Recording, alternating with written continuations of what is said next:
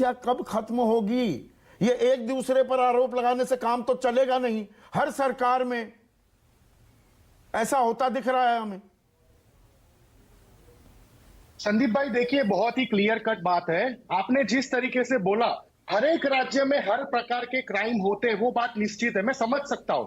लेकिन प्रधानमंत्री जी ने तो वोट मांगे थे गुजरात मॉडल दिखा के ना 2014 में। गुजरात में 2022 में जब चुनाव हुए तो गुजरात मॉडल बोल के वोट मांगे थे ना। आपने कंपेयर किया था, हर एक राज्यों से गुजरात की बात की थी। तो गुजरात में क्यों सबसे ज्यादा 30 से ज्यादा पेपर लीक कांड हुए 27 साल में? ये सबसे पहला क्वेश्चन मार्क। देखिए संदीप भाई, हमें तह तक जाना पड़ेगा। आप बिलीव नहीं करोगे, गुजरात में 1025-23 कॉलेजेस में से सिर्फ 214 कॉलेजेस के पास नेक का एक्रीडिएशन है। इसका मतलब यह हुआ कि जब युवा कॉलेज का पढ़ाई पूर्ण करते हैं, क्योंकि उनका क्वालिटी एजुकेशन नहीं होता, उनको प्राइवेट सेक्टर में 15,000 से ज्यादा कोई नौकरी नहीं देने के लिए तैयार।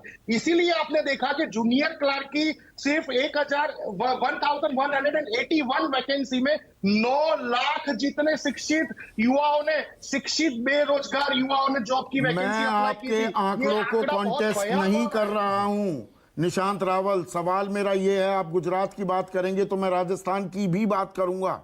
वहां पर कांस्टेबल भर्ती हो, लाइब्रेरियन भर्ती हो, जेएन सिविल डिग्रीधारी भर्ती हो, रीट लेवल 2 हो, वन रक्षक हो, वहां पर भी तो पर्चे लीक हो रहे हैं। लेकिन संदीप भाई, राजस्थान और गुजरात में डिफरेंस ये है कि गुजरात में जब भी पेपर लीक कांड होता है या ड्रग्स पकड़े जाते हैं तो छोटी छोटी मछलियों को पकड़ा जाता है, बिग फिशेस को कभी नहीं पकड़ा जाता। आपके सामने मोरबी का एग्जांपल है। जयसुख भाई पटेल का नाम 90 डेज तक एफआईआर में या चार्जशीट में नहीं था। जब हाई कोर्ट ने इंटरवीन किया तब बिग फिश का नाम आया। यही काम हो रहा है पेपर लीक कांड में गुजरात में। इसकी वजह से पेपर लीक वालों को इतनी तो राजस्थान में जो लीक हो रहा है, एक मिनट आलोक बाबू, नहीं आलोक बाबू का माइक डाउन रखिएगा। मैं हूं ये काम करने के लिए, मैं यहां पर ये चीचा लेदर नहीं करता हूं। राजस्थान में जो हो रहा है, बिहार में जो हो रहा है, उसको क्या हम इग्नोर कर दें? इसको कांग्रेस बीजेपी बनाकर क्या मैं समस्या की जड़ तक ना जाऊं?